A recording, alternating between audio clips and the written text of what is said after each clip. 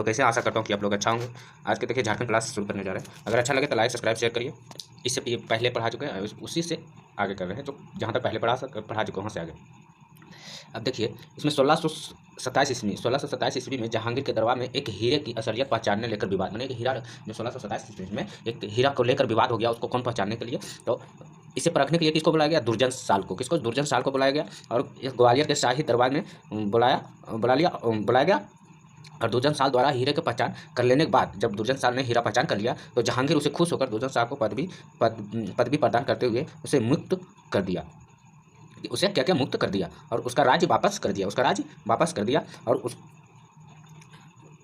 दिया, और इसके बदले में दुर्जन साल मुगल शासक जहांगीर को 6000 रुपये वार्षिक कर देने स्वीकार किया। कितना? 6000 रुपये वार्षिक कर दुर्जन साल को कर देना स्वीकार किया।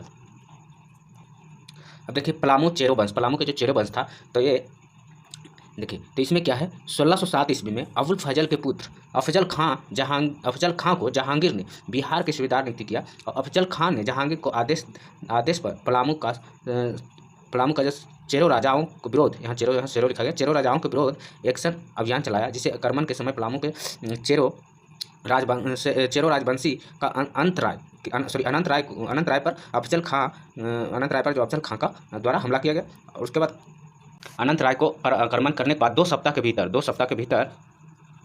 सप्ताह के भीतर बीमारी से अफजल खां को मृत्यु हुआ। 2 सप्ताह के भीतर क्या हुआ? बीमारी के कारण अफजल खां को मृत्यु हो गया। क्या हुआ? मृत्यु हो गया। अब 1612 ईस्वी में अनंत राय की मृत्यु के पश्चात, उसके पश्चात पलामू के राजा कौन बना? सहबल राय बना। उसके बाद सहबल राय पलामू का शासक बना और उसने राज्य के विस्तार पर सड़क आजिम सिटी रोड का चौपारण में हजारीबाग तक लाया। जो आजम सिटी जो शेरशाह बनाया था, उसको चौपारण से हजारीबाग तक लाया। और सहबल राय ने बंगाल की ओर जाने वाले काफिलों लूट लिया करता था। जो बंगाल की ओर काफिलों जाया करता था उसे लूट लिया करता था, और जिससे शाहजहां ने नाराज हो गए और उसे सहबल राय को बंदी बनाकर दिल्ली लाने का आदेश दिया। किसको? सहबल राय को। भी जहांगीर ने अपने मनोरंजन हेतु सहबल राय को एक बाघ से लड़ाने का आदेश दिया और उसे लड़ाई में सहबल राय को मृत्यु हो गया। तो किसने लड़ाने का आदेश दिया? शाहजहां ने।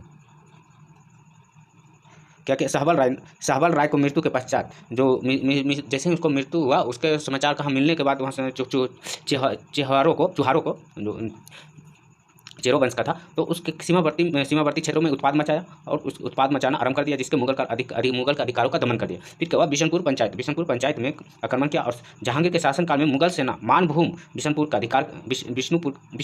अधिकार करने में सफलता प्राप्त की। लेकिन क्या हुआ? जहांगीर 1607 ईस्वी में अफजल खान को बिहार के सूबेदार नियुक्त किया। अफजल खान ने बंगाल के मुगल सूबेदार खान के साथ मिलकर पंचायत के जमींदार हमीर को पराजित किया। किसको? हमीर को पराजित किया। फिर क्या हुआ? खुर्रम जिसको हम शाहजहां के नाम से जानते हैं, शाहजहां जिस राजमहल आगमन हुआ। खुर्रम जो जहांगीर कौन था? खुर्रम था जो जहांगीर का पुत्र था। जो खुर्रम का था जहांगीर का पुत्र, दक्षिण भारत का मुगल सूबेदार था। दक्षिण भारत का मुगल का सूबेदार था। 1622 ईस्वी में मुगल बादशाह जहांगीर के विरोध, जो 1622 में जहांगीर के विरोध हो गया। कौन? खुर्रम। विरोध हो गया, इसे बर्धमान होते हुए राजमहल पहुंचा। और बर्धमान होते हुए कहाँ पहुंचा? राजमहल पहुंचा।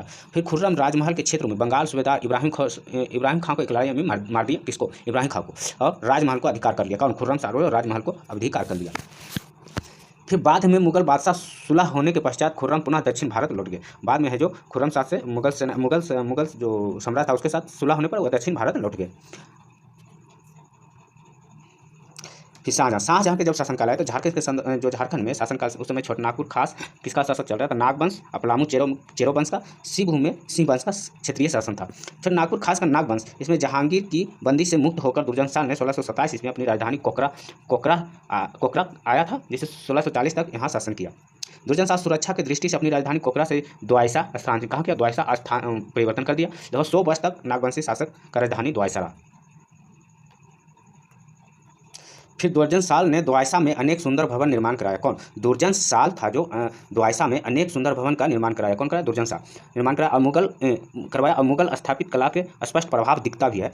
भवनों का निर्माण नवरत्नगढ़ का नामक महल जो सर्वाधिक महत्वपूर्ण भवन था, जिसका भवन मुगलों के प्रभावी से झरखा दर्शन की व्यवस्था थी। दुर्जन साल की मृत्यु के मरने के बाद उपरांत ही 1640 में रघुनाथ शाह 1640 से 90 तक नागवंशी शासक रहा। रघुनाथ शाह के शासनकाल में खानजादा, जिसको मुगल के जो सैन्य अधिकारी आक्रमण के समय में या परिमाण स्वरूप रघुनाथ शाह के मुगल बादशाह के मलगुजारी देने से स्वीकार संधि कर ली।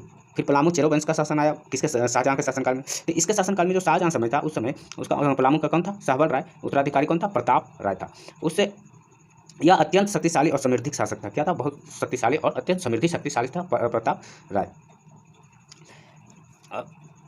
1632 ईस्वी में जो मुगल के सूबेदार अब्दुल खान ने पलामू क्षेत्रों में मलगुजारी को 1,36,000 रुपये कर देने के लिए प्रताप राय से अधिक धन वसूलने का प्रयास किया। अधिक से अधिक धन जो है वसूलने का प्रयास किया। मुगलों द्वारा मलगुजारी राशि निरंतर बढ़ाता जा रहा था, जिसके परिणाम स्वरूप यह हुआ कि प्रताप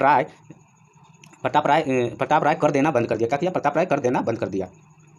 शाहजहाँ ने इस्ताद खां को बिहार का नया सूबेदार नियुक्त किया और पलामू पर अधिकार करने का आदेश दिया। कौन दिया? शाहजहाँ ने। इस्ताद खां ने 1641 ईस्वी में पलामू के चेरो राजा पर आक्रमण किया और प्रताप राय के इस आक्रमण के बाद जो इस्ताद खां से संधि किया और कितना? 80,000 रुपये कर देने का स्वीकार किया और पटना में हाजिरी लगाने की भी स्वीकार किया। कौन? प्रताप राय। फिर 80,000 रुपये कर प्राप्त इस्ताद खां 1642 ईस्वी में पटना लौट गए। कहाँ? 1642 ईस्वी में पटना लौट गए। और फिर 1643 ईस्वी में जो है शाहजहाँ ने इस्ताद खां को बिहार के सूबेदार नियुक्त किया और पलामू के शासक के विरुद्ध कार्रवाई करने का आदेश दिया। कौन? शाहजहाँ ने। इत्कादा खां है जो जबरदस्त खां को पलामू पर आक्रमण करने हेतु भेजा, परंतु मुगल सेना पलामू की ओर आते देख प्रताप राय ने संधि करने का प्रस्ताव भेजा। इस प्रस्ताव प्रताप राय ने 1 लाख रुपये का और एक हाथी के अतिरिक्त साथ पटना चलने की स्वीकार प्रदान की। फिर 1639 में बंगाल का जो राजधानी राजमहल की थी, यह पर मुगल एक टकसाल भी था। फिर औरंगजेब के शासनकाल में बंगाल की राजधानी राजमहल परिवर्तित कर ढाका कर लिया। कहाँ कर लिया? ढाका। और औरंगजेब के शासनकाल में फिर शाह सूजा है जो शाहजहाँ का पुत्र था, यह बंगाल और उड़ीसा को गवर्नर नियुक्त किया था। इसके राजमहल की राजधानी बनाया गया था। इसी के काल में समय राजमहल को राजधानी बनाया गया था। अब औरंगजेब के समय में है जो झारखंड के जो औरंगजेब शासनकाल जो छोटनागपुर नागवंश और पलामू चेरो वंश शिव वंश के अन्य जो क्षेत्रीय राजा का अधिकार था। जैसे छोटनागपुर में देखिए, छोटनागपुर और जो है उस समय औरंगजेब का शासनकाल में छोटनागपुर में कौन सा? नागवंशी शासक था, इसका इस समय जो रघुनाथ शाह वहाँ के शासक कर रहा था। फिर रामशाह, फिर औरंगजेब समकालीन थे। कौन का? रामशाह और रघुनाथ शाह। औरंगजेब शासनकाल में अधिकांश समय कोकरा नागवंशी राजा रघुनाथ शाह था और रघुनाथ शाह का धर्मगुरु और ब्रह्मचारी हरिनाथ था। फिर रघुनाथ शाह अत्यंत धार्मिक प्रवृत्ति और दानी स्वभाव के थे। रघुनाथ शाह ने शासनकाल में लक्ष्मी नारायण तिवारी और मदन मोहन मंदिर बेड़ो रांची में निर्माण किया था। कहाँ करवाया था? मदन मोहन मंदिर है जो बेड़ो रांची में करवाया था।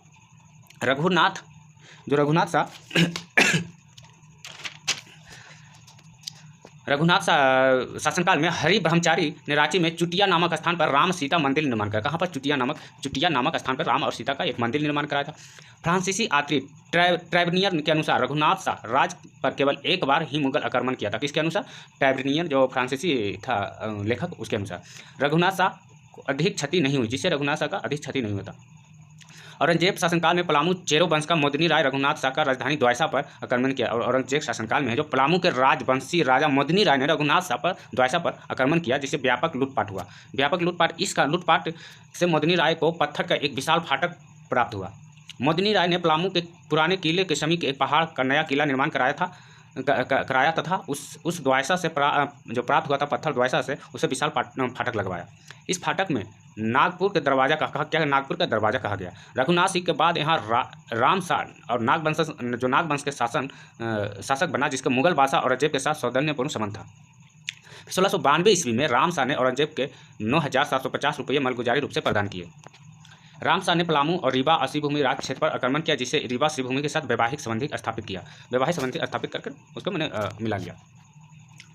रामशाह का अपने पुत्र एनीसा का विवाह रीवा के नरेश की पुत्री 2 बहन का विवाह सिंह राजा जगन्नाथ सिंह के साथ हुआ।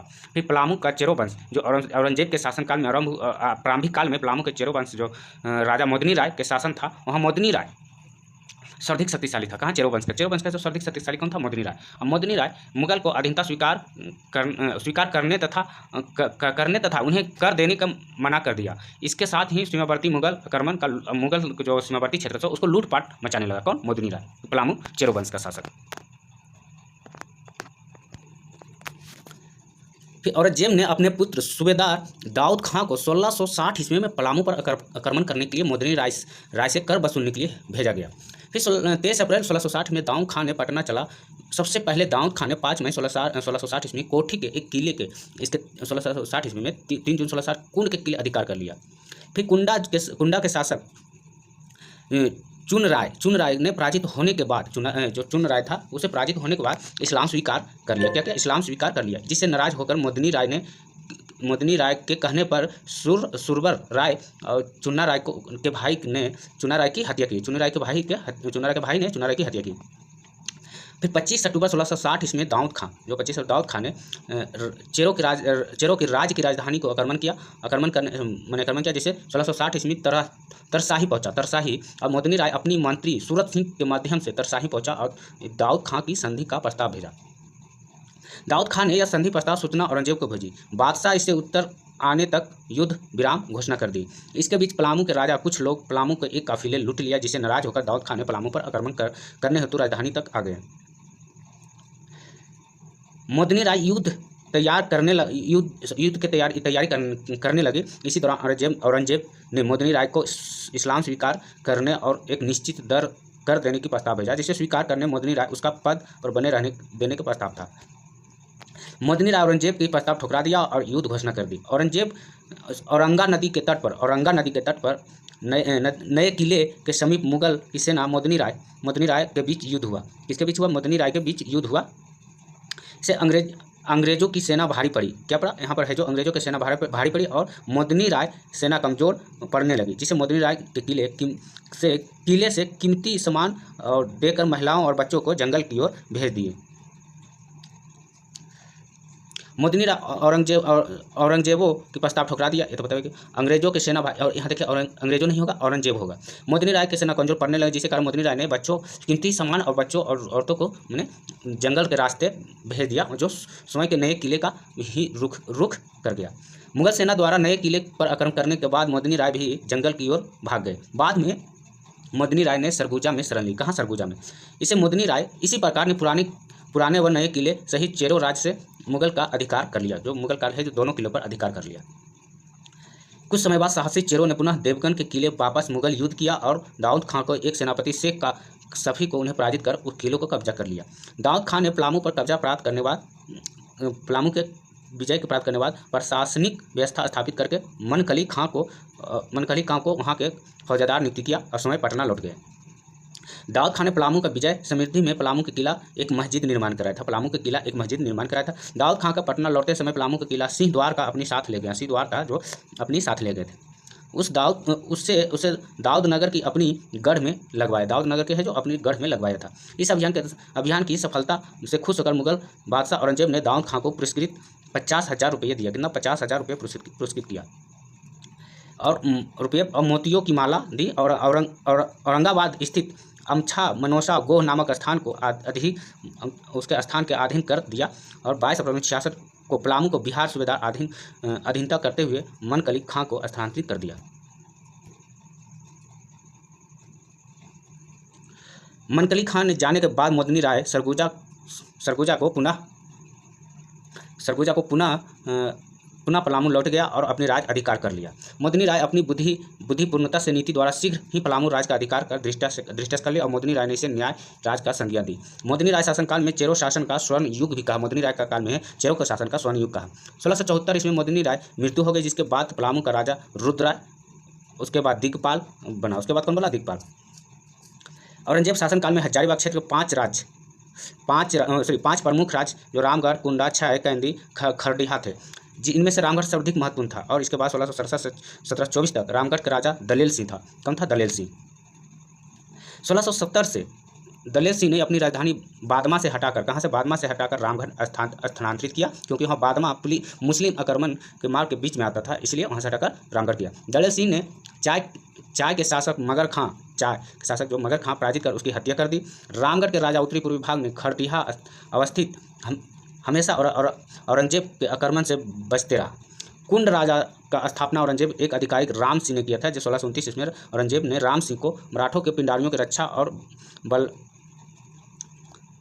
बबलतक के जो है बबलतार पिम्भूरी और बरबडिहा नागदर्रा जिम्मेदारी प्रदान की।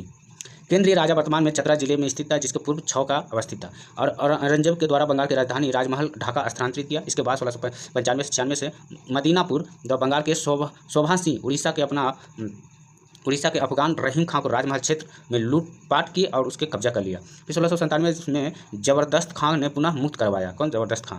मराठा को आक्रमण परिणाम स्वरूप झारखंड से मुगलों प्रभाव समाप्त हो गया और झारखंड के धनबाद एकमात्र ऐसा क्षेत्र जो मुस्लिम आक्रमण से बचा रहा।